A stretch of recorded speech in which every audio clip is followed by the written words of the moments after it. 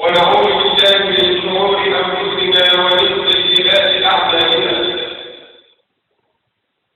إنه من يهده الله فلا مضل له ومن يضلل فلن تجد له وليا مرشدا وأشهد أن لا إله إلا الله وحده لا شريك له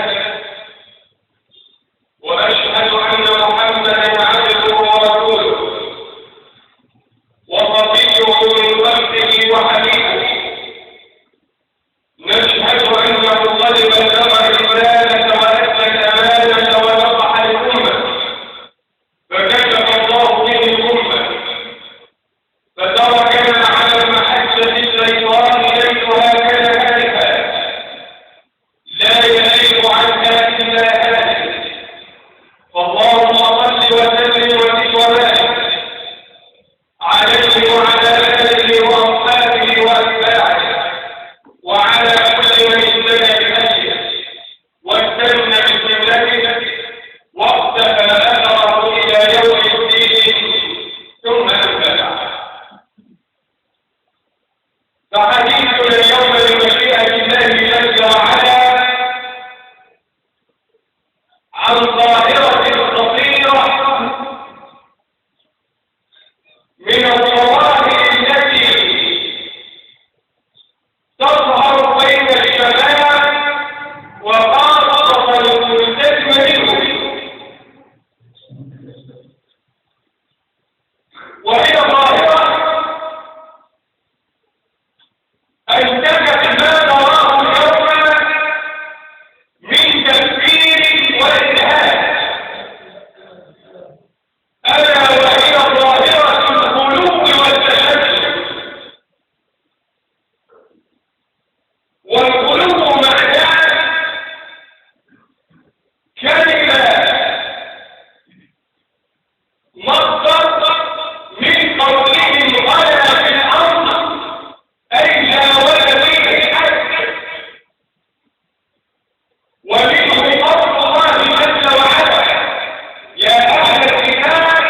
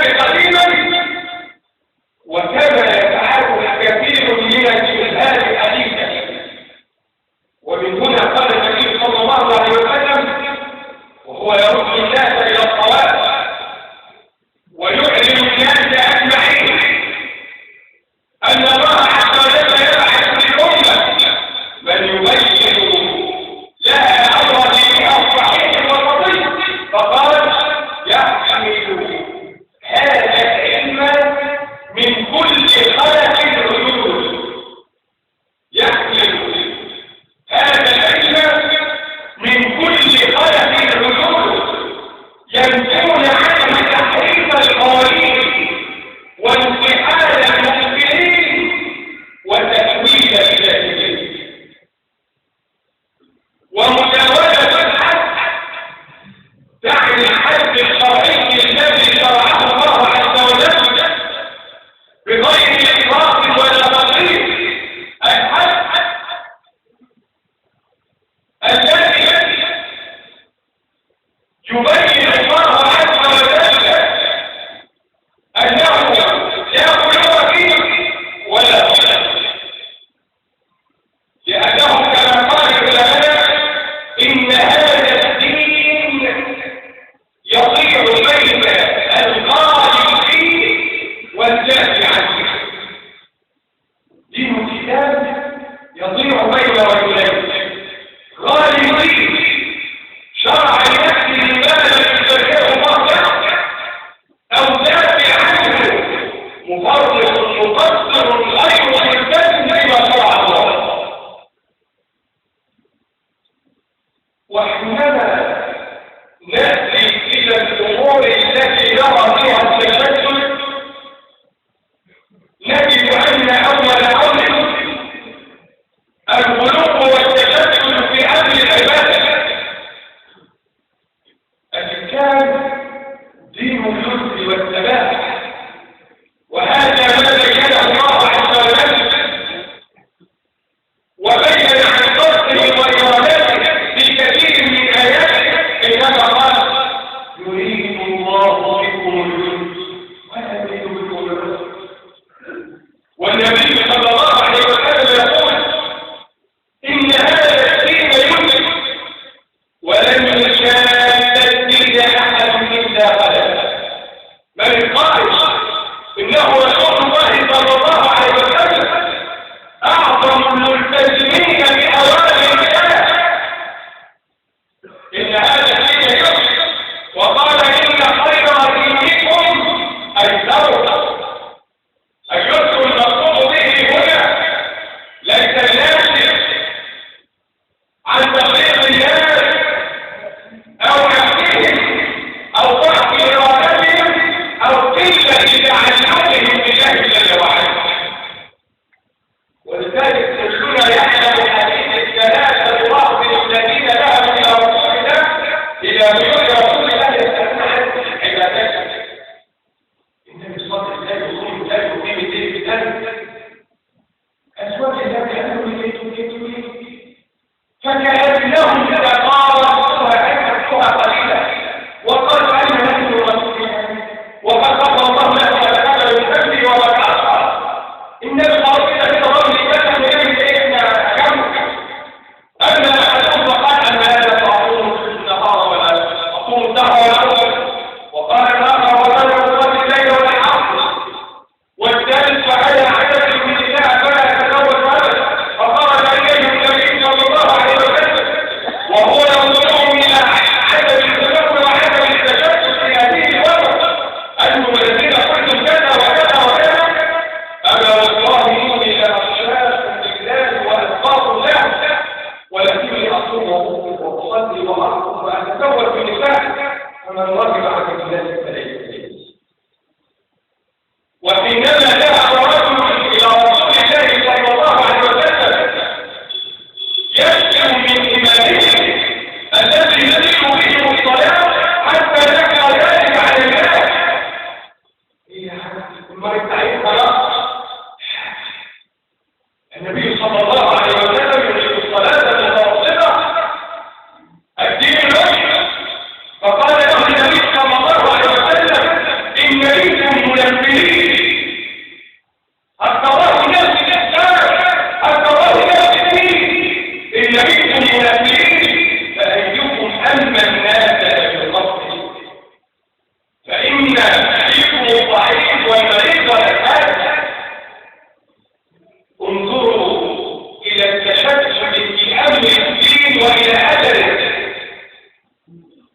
لما يرويه البخاري عن عبد الله بن عبد العاص رضي الله عنه قال زوجني أبي امرأة ذات حسب من الزواج وعبد الله بن عبد العاص كان رجلا من المجدين في عباده خاف عمرو بن العاص ان يزور ابنه عبد الله على حدود الزوجيه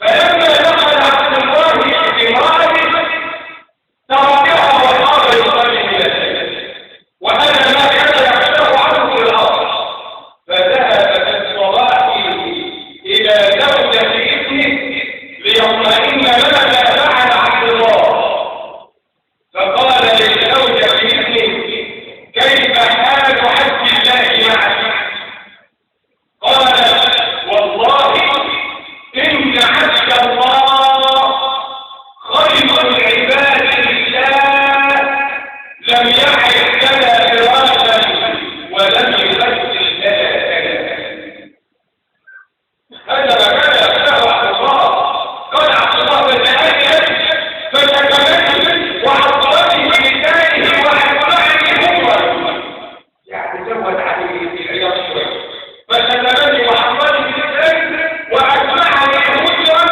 ثم ذهب إلى رسول الله صلى الله عليه وسلم فتكلم إليه فأرسل رسول الله إليه فقال يا عبد الله كيف تقرأ القرآن قال يا رسول الله أقرأه كل ليلة بس القرآن كل ليلة جئت وجهت العبادة لك بعد الجهاد كيف تقرأ القرآن أقرأ القرآن كل ليلة وكيف تصوم اليوم تصوم قال أصوم كل يوم فرده النبي صلى الله عليه وسلم إلى الجزء والسماء بالدار فقال يا عبد الله اقرأ القرآن في 40 يعني اكتبه كل 40 يوم قال يا رسول الله إني أستطيع أكثر من ذلك هو الله جهازك بسيطة مشاهدين عشان كل كلمة قال اقرأه في كل شهر كل شهر يقرأ القرآن مرة قال يا رسول الله إني أستطيع أكثر من ذلك قال اقرأه في كل جمعة قال يا رسول الله إني أستطيع أكثر من ذلك قال اقرأه في 3 أكثر من 3 قال يا رسول الله إني أستطيع أكثر من ذلك قال اقرأه في 3 ولا تزد مش عايزين أقرأ كده أنا مش عايز أقول كل كده كيف يصوم النهار قال يا رسول الله يصوم كل يوم قال صوم 3 أيام من كل شهر ثم 3 في 13 و14 و15 من كل شهر عرض قال يا رسول الله إني أستطيع أكثر من ذلك قال صوم صيام داوود صوم يوم الوقت يوم ففعل ما أمره به النبي صلى الله عليه وسلم فلما كبر عبد الله بن عبد الحارث وشاق يوم ما فيش يصوم كل 3 ما عادش قادر ايه ما عرفش قال للذي أخذت برخصة رسول الله يريد من سمعت كلام النبي حينما أمرني إلى عدم التشدد وعدم الخلود ليتني أخذت برخصة رسول الله صلى الله عليه وسلم والثالث النبي صلى الله عليه وسلم يقول إن هذا الدين يجب فأوليه فيه بإيه فإن المنبت لا أرض ولا ظهر تخيلوا رجل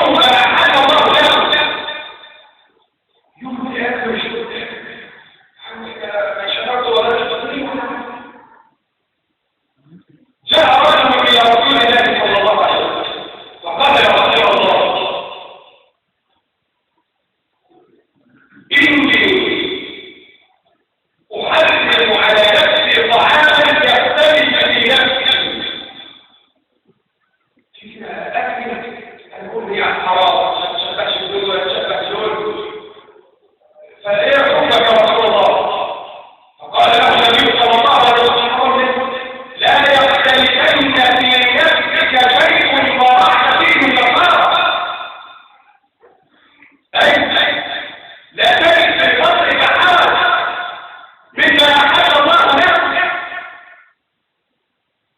فتشجع على نفسك بأمر تتشابه فيه مع المقالة الذين شددوا فشدد الله عليه. ننظر فتتلذذ الشيء منزلة الأرض والوحي. انظر إلى نفسك حينما تقدم على نفسك أشياء وأنت تقول فلا تقوم بالأعراض نفسك. حرمت أكل الريكة ولا أكل الستيك ولا أكل الفطير وأنت منتهي فلان ومنتهي عقل فلان وفي سلوك أختك وبفضل أخوك وبفضل أختك. أن هذا من الإسلام.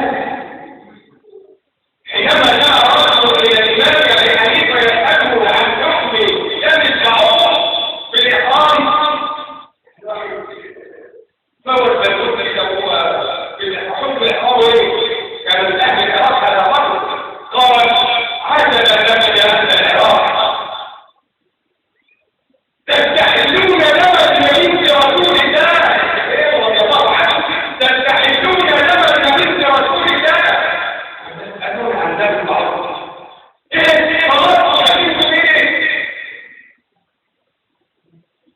ولذلك جاء رجل إلى الإمام مالك يدور على نفسه حاجة لم يتبع الله عز وجل يسأله عن إيقاظ أهل المدينة قال هي العمر أو غير ذلك فيحكي إليه فأخبره الإمام مالك مكان الإحرام كذا فقال هو جاء عليه الأمر فقال والله لأولي مجد من مجد رسول الله. إذا كنت أشكال يعني أوحي تعالى بالفلوس العربية فمحن بقى من مجد رسول الله. فقال له الإمام مالك هذه والله مجد اللي انت بتعمل لي فيه ده بالدين. رد عليه الرجل وقال يا إمام أيمنك وإنما هي أميال أجلسها أبتغي بها ثواب الله. كل ما كل ماشي مسلم أهل كل قطوة حسنة والحسنة العشرة أمثالها والله ضاعف كما تشاء. قال أبتغي أن تعمل عملا تظن أنك فيه خير من رسول الله والنبي صلى الله عليه وسلم يقول هلك المتنطعون هلك المتنطعون هلك المتنطعون أو كما قال النبي صلى الله عليه وسلم تأكل ذنبك من ذنبك صلى الله عليه وسلم.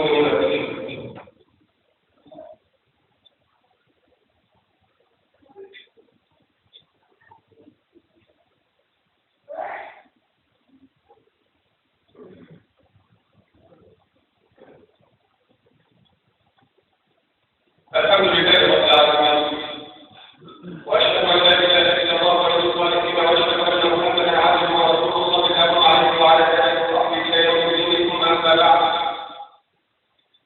المطلب الاخير من مراحل القلوب والتشدد القلوب في الرجال.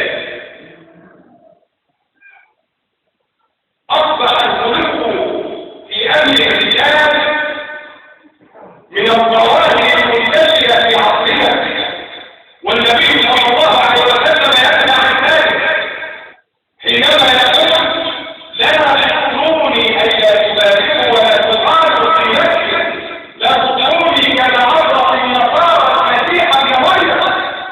النصارى احد المبارك في المسيح يكفيه في الارض الى ان ارسلوه الى الله انه اله او غير اله. النبي صلى الله عليه وسلم ينهى عن ذلك لا تطعوني كما عرض النصارى المسيح ابن مريم فانما انا عبد الله ورسوله. ليس يكون بشر ليس يكون فانما انا عبد الله ورسوله. ينهى النبي صلى الله عليه وسلم عن عدم امتلاك الناس منازلهم او رفعهم فوق المنزله التي انزلها الله اياها. قال وهو يبشر بامر الامور التي كانت من امور الغيب والتأمين. قال لعلي رضي الله عنه وهو يبين ما صنعه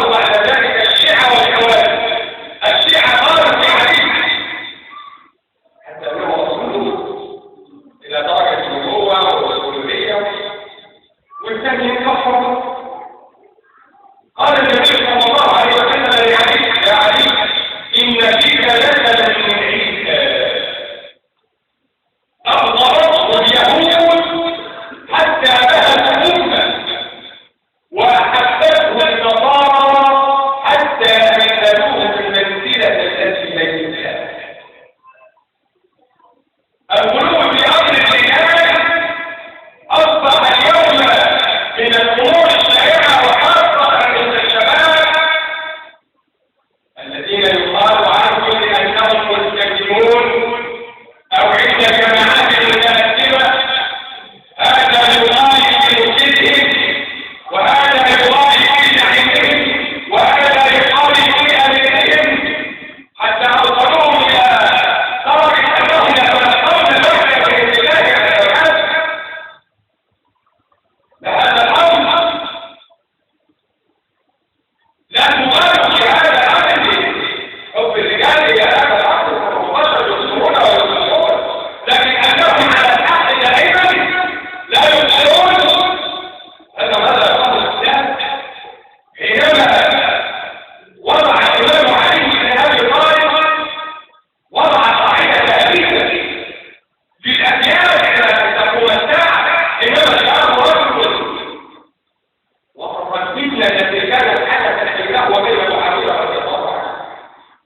قال يا إمام كيف ذلك؟ أأنت على الحق أم معاوية؟ من الحوادث على الحق؟ وأشهد يا عبد النبي بنته ونسلته حطهم قاعدة أن الحق لا يعرف بالرجال ولكن يعرف الحق تعرف أهله، تعرف الحق تعرف أهله.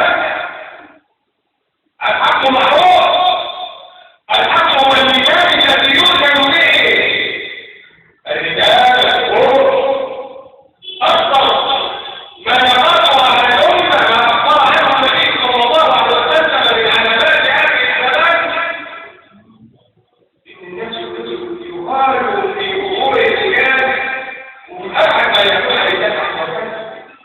قال صلى الله عليه وسلم حتى يقال للرجل ما أعقلك وما أقربك وما أسكنك. الأمور ليس بعدها شيء. ما أقربك وما أعقلك وما أسكنك وما في قلبه من قال ذرة من حدث منه. قلب ذلك الإيمان. إن آفة الذين يقالون أنهم ينظرون إلى الناس من كل حال ويظنون أنهم على الحق وغيرهم